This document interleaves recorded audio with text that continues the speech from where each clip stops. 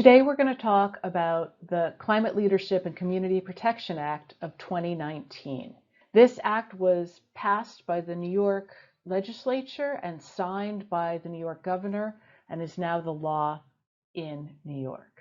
The first thing to know about the CLCPA is that it requires a statewide greenhouse gas emissions limit. Right? It requires that a limit be set on greenhouse gas emissions. A prior section, Section 750106, requires a greenhouse gas emissions report that will lead into this greenhouse gas emissions limit. The greenhouse gas emissions report includes fossil fuels consumed by sector, meaning the various sectors of the economy, fugitive and vented emissions, non-fossil fuel sources like garbage incinerators, landfills, etc., emissions from manufacturing, cement plants, chemical plants, etc., and also includes emissions from imported electricity and the extraction and transmission of fossil fuels imported into the state. So the requirement for a greenhouse gas inventory is a sweeping inventory, and that information is then used under 750107 to create a statewide greenhouse gas emissions limit that by law requires a 40% reduction of emissions from 1990 levels by 2030 and an 85% reduction by 2050. So why 1990? 1990 is the year of reference for the 1997 Kyoto Protocol. And you want to have the targets set based on emissions in the past, historical emissions, because that way there's no way to game the system and for actors to try to dramatically increase their emissions in the short term so that their reduction cuts are not meaningful. Right? If you take a point in the past and say, okay, we're reducing from that level, that means that it's going to be a more accurate representation of what emissions actually are and what reductions really mean. So again, 1990 is the year from the Kyoto Protocol. What we're seeing is the state acting to bring these statutory provisions into law. So the Department of Environmental Conservation issued a notice of proposed rulemaking for setting the statewide emission limits that were required under the section we just looked at. Right, this rule adopts limits on the emissions of greenhouse gases, as you can see in 2030 and 2050. It uses percentage of 1990 emissions per the requirements of the CLCPA, but it's phrased in metric tons of carbon dioxide equivalents. So 240.83 is 60% of what the emissions were in 1990, and 60.21% is 15% of what the emissions were in 1990. And this emissions limit applies to all emission sources in the state. But this rule that DEC enacted does not in and of itself impose the compliance obligations. It doesn't specify who has to do what to achieve this level. It just sets the target. And that's sort of a bit of a problem. That's something we'll talk about in class and later on. So I wanted to explain what GWP 20 is, as mentioned here in subpart B. GWP stands for global warming potential, and GWP 20 is global warming potential over 20 years. There's another standard, which is GWP 100, which is the global warming potential over 100 years. Global warming potential plays a central role in all emissions accounting and reporting because it's used to weigh the benefits of reducing one gas against reducing another gas, often by comparing benefits with the cost of each option. So as the state moves forward, it uses GWP, global warming potential, in decisions about whether to reduce one greenhouse gas instead of another, and that is quite controversial. The decision to use GWP 20 was quite controversial because it emphasizes short-term reductions over the global warming potential over 20 years, as opposed to the global warming potential over 100 years, which might mean that the state is going to opt for short-term solutions, things that reduce emissions in the short term, but not with an eye towards the long term. And just to give you an example of what that means, methane, right, CH4, which is what natural gas is a long-term gas. It persists in the atmosphere for 50,000 years. So over 100 years, its global warming potential is somewhere between 6,600 and 7,350. On the other hand, over 20 years, its global warming potential is less. It's 4,800 to 4,900 roughly. So if we're emphasizing reducing GWP 20, right, methane might not be as high a priority as it would be if we're looking at GWP 100, because the global warming potential over 100 years is larger than over 20 years because it persists in the environment longer. So there's a little bit of concern that this using GWP 20 might lead to a focus on less persistent gases that are going to be removed from the atmosphere over 20 or 50 years anyway, as opposed to the more persistent gases, which are going to be around warming and affecting things for a longer period of time. So that is one point of controversy in this law.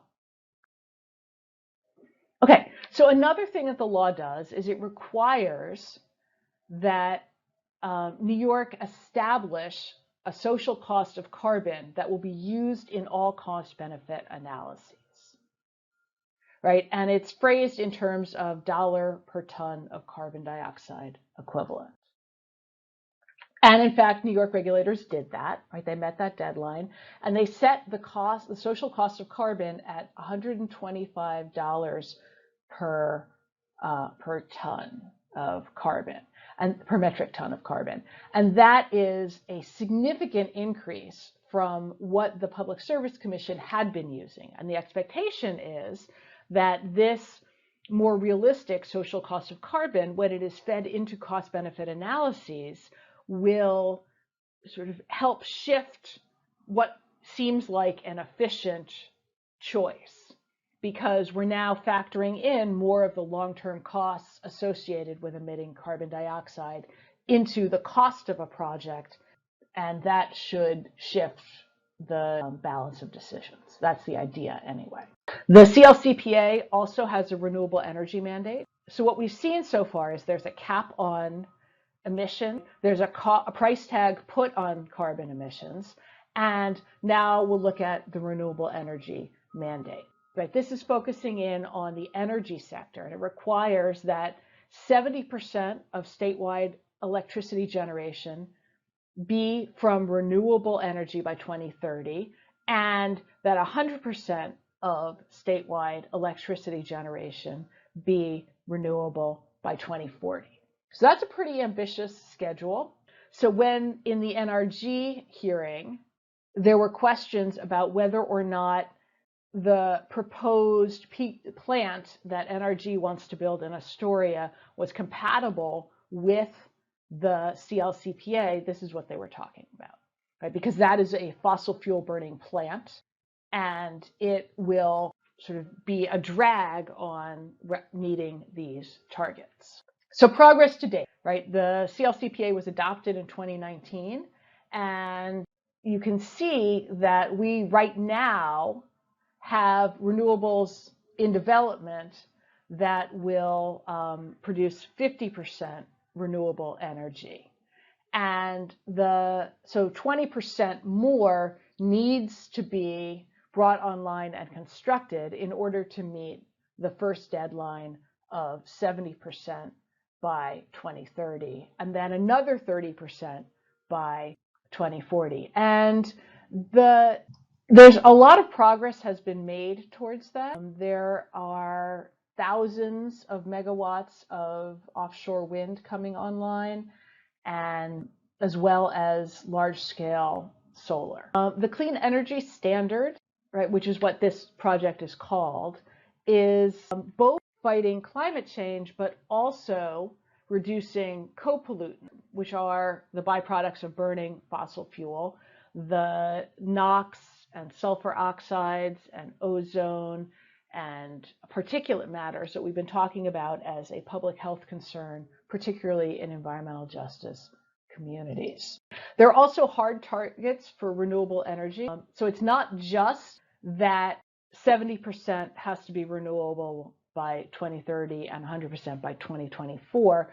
There also are hard targets for the actual energy itself. Right? 9 gigawatts of offshore wind energy by 2035 and 6 gigawatts of solar by 2025 and 3 gigawatts of energy storage by 2030. There's been incredible growth in New York's solar power capacity, which now totals 2.8 gigawatts, which is an 1,800% growth since 2011. That's pretty significant. The target is 6 gigawatts by 2025. We're just about halfway there. And in 2020, the state issued an offshore wind solicitation process, which resulted in 2 offshore wind contracts for capacity for more than 2.4 gigawatts in total capacity. So in 2020 alone, we started the process for 2.4 gigawatts in offshore wind. So between renewable energy projects already built and those that have received contracts and are under development, New York is actually really on its way to achieving these requirements. So that is pretty exciting. And then another piece of the hard targets for renewable energies, right? Those are the targets for installing renewable energy. And then there also are hard targets for energy efficiency. So in any proceeding, which a goal of achieving, right, 185 trillion BTUs, which is a way that we measure energy consumption. The idea is that the Public Service Commission is going to ensure that at least 20% of the investments necessary to achieve that reduction in consumption be directed to multifamily housing in disadvantaged communities. And hold that term, disadvantaged communities. We're going to talk about what it means in a couple of minutes. But the point is that at the same time, the CLCPA requires hard targets for increased sustainable energy generation. It also has targets for increased efficiency and is trying to direct investments for increased efficiency into historically overburdened and disadvantaged communities. One of the things that this law does, in addition to the things we've been talking about, is it creates a climate council. Climate council has 22 members, which are the heads of a whole array of state agencies that are affected by this new law, right? Transportation, health, economic development, agriculture, environmental conservation, labor, the chair of the Public Service Commission, etc., as well as experts that are appointed by the governor and by various actors in the Assembly and the Senate. So the Climate Council is created by this law. And the task of the Climate Council is to produce a scoping plan for how we're going to achieve the statewide greenhouse gas emissions limit that we saw that was set earlier. So the council, which again is the head of all of the relevant agencies, plus experts appointed by the political actors in the state, the task is to create the plan for getting us to this statewide goal of drastically reduced emissions. Okay, and the first state energy plan must incorporate, right, shall incorporate the recommendations of the council. And if you remember, this is what some of the Republicans who were speaking against the bill were objecting to, this notion that what the legislature is doing is delegating the power and the responsibility to make some really hard choices to this council. So let's talk about the process that the Climate Council is going to use to make these decisions. First of all, the adoption of the scoping plan, right, the plan to achieve the greenhouse gas limits, requires a supermajority vote. So no faction can do it by themselves. It's going to require that there be broad agreement on the council. And the council has to convene advisory panels on a host of different levels: transportation, energy-intensive industries, trade-exposed industries, land use, local government, energy efficiency, housing, power generation, agriculture, and forestry. For each one of these topics where changes are going to have to be made to meet the CLCPA, the council has to convene an advisory panel. And each one of these advisory panels is chaired by the head of the relevant agency at the state level, and includes appointed members from stakeholders. So there'll be labor unions and community activists and chambers of commerce, and as many different, and educational groups, and all different groups will be appointed to these advisory panels to feed into the council's scope that they're going to produce. And the council also has to convene a just transition working group, which is going to focus on how the investments that are needed to meet the scoping plan, to meet the plan that the council creates, will be distributed fairly, and also how jobs and worker training are going to promote both a transition for those who are losing their jobs because of the way that business as usual have to change, but also to make sure that historically excluded and underserved groups have access to these new jobs in this new economy that this law is built. Right, the draft scoping plan has to be developed in consultation with, notice, 2 other advisory groups. So there are a lot of advisory groups here: Environmental Justice Advisory Group and the Climate Justice Working Group, both of which are established pursuant to other parts of this law.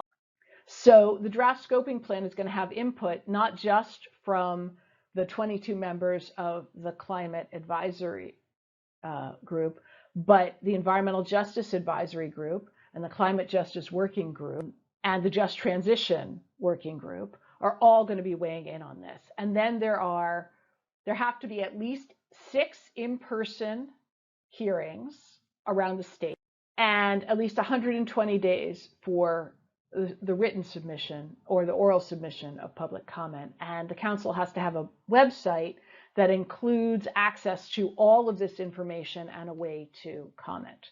So they're trying to make the process of climate action group as transparent as possible. Another requirement under this law is that the Department of Environmental Conservation has to issue greenhouse gas emissions reports, right? So every 2 years, there has to be a documented report of all greenhouse gas emissions in the state, and including the relative contributions that each actor, each type of source, and each kind of gas make to the state's overall greenhouse gas emissions. And again, this is really important. This report includes an estimate of the greenhouse gases associated with any energy that is imported into the state. So the goal is not to allow energy actors to avoid the mandate of 70% reduction by 2030 and 100% reduction by 2040 by simply shifting emissions out of state, right? There's a plan here to prevent leakage, if you will, of emissions from the state. Again, the law requires regulations to achieve the statewide greenhouse gas emissions reductions. And it requires that there be a public process for promulgating these regulations. Right? There have to be public workshops and consultations and public hearings. DEC has to promulgate rules and regulations to ensure compliance with the statewide emissions reductions limits. But they already set what those limits are, but they have not yet done the process of promulgating the regulations for how to get them. The regulations have to ensure that we reach that aggregate target of, right, 40% reduction and then 85% reduction, and have to include legally enforceable emissions limits, performance standards, and other measures, and right, have to also think about and include measures for reductions of emissions from vehicles. And of course, also boilers and furnaces that burn oil or natural gas. So that gets to building. So a lot of this law is focused on industry and focused on energy generation. But this section requires that the regulations also target buildings. And if you think about what we were talking about Local Law 97, right, complying with Local Law 97 is going to ensure that buildings in New York City are prepared to meet this state standard, and then also vehicle emissions, which are not necessarily within the power of the state to control because they're regulated at the federal level.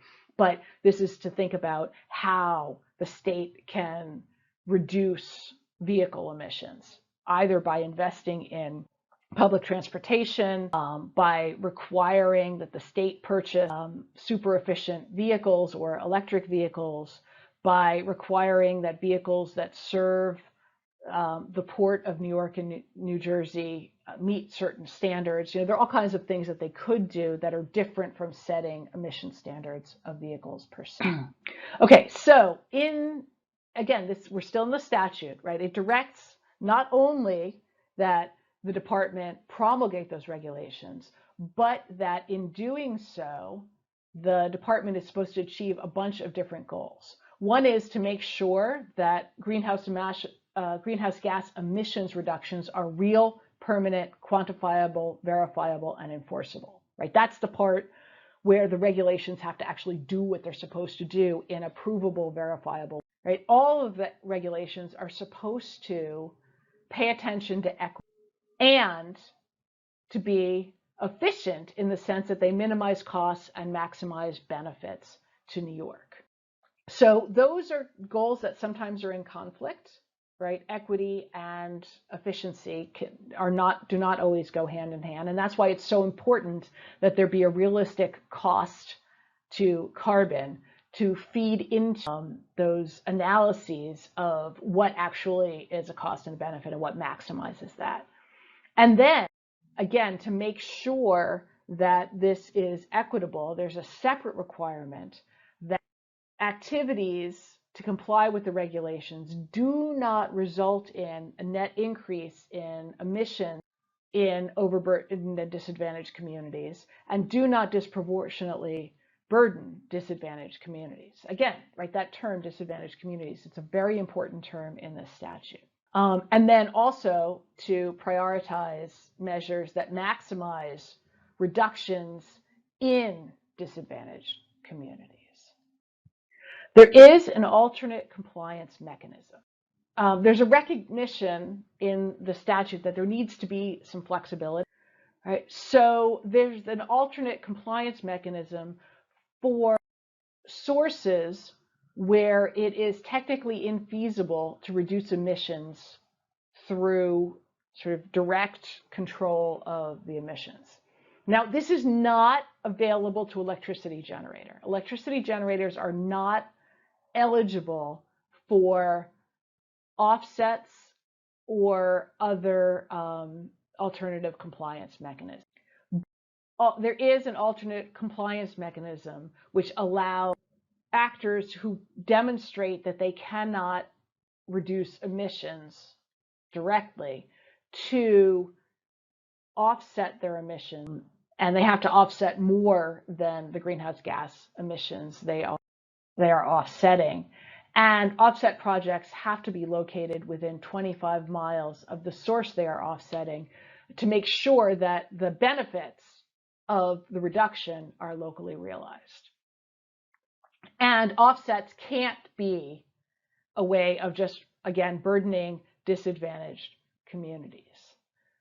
In order for an offset project to be authorized, it has to have demonstrated verifiable, enforceable, permanent and additional reductions. So these are projects for carbon sequestration.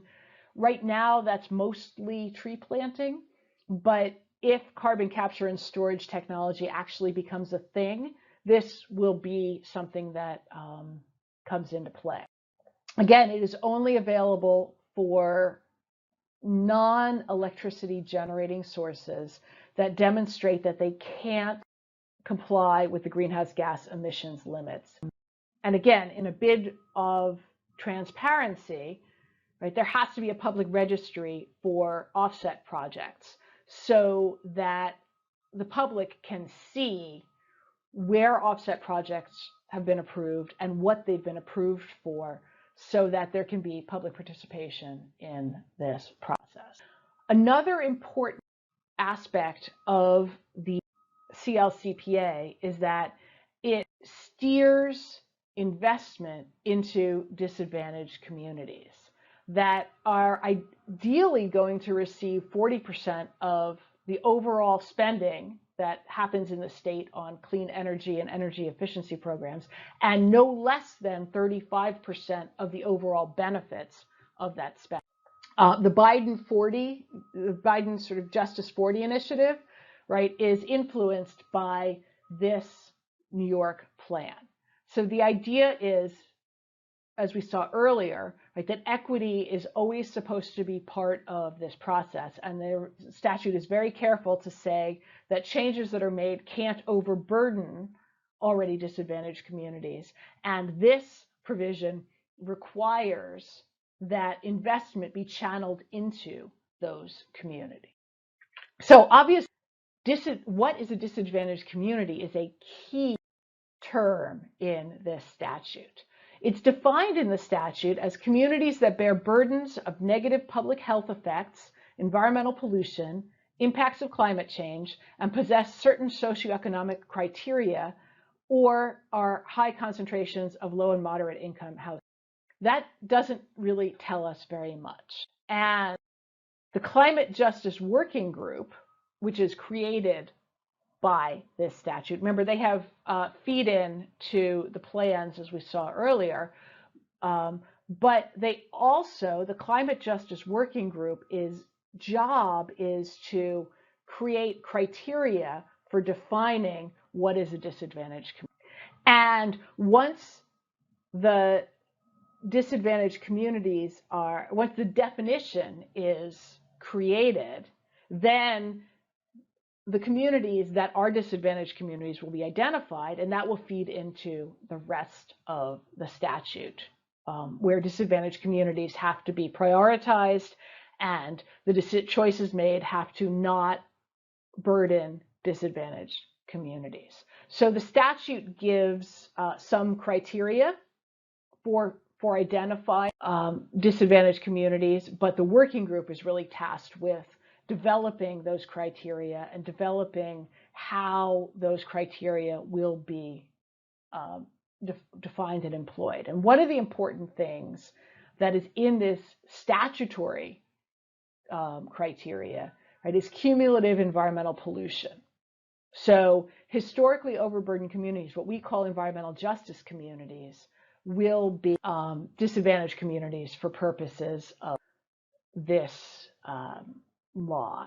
And areas with high concentrations of low income, high unemployment, high rent burden, low levels of home ownership, right? Members of historically discriminated against groups on the basis of race and ethnicity, areas vulnerable to climate change, right? They're trying to cast a wide net in this statute so that they can come up with a definition that works well to actually identify who are the disadvantaged communities that this statute should be, that the implementation of this statute should be prioritized. And just sort of in summary, right, the CLCPA created a lot of new entities. The Climate Council, which has the task of creating the scoping plan and the recommendations that must be incorporated into the first energy plan, right? The Climate Council has to convene subject-specific advisory panels and create a just transition working group. The law also creates the Climate Justice Working Group. That's main task is to define the criteria by which we will be identifying disadvantaged communities. And then enacted with this bill was a companion bill that created the Environmental Justice Advisory Group that was mentioned in this statute, and an interagency coordinating council for environmental justice that is going to be obviously made up of the agency heads and is a vehicle for sharing and discussing environmental justice across the state government. So that is a brief summary of the CLCPA. There's a lot more to it, but I tried to give you some of the highlights, and I hope it helps.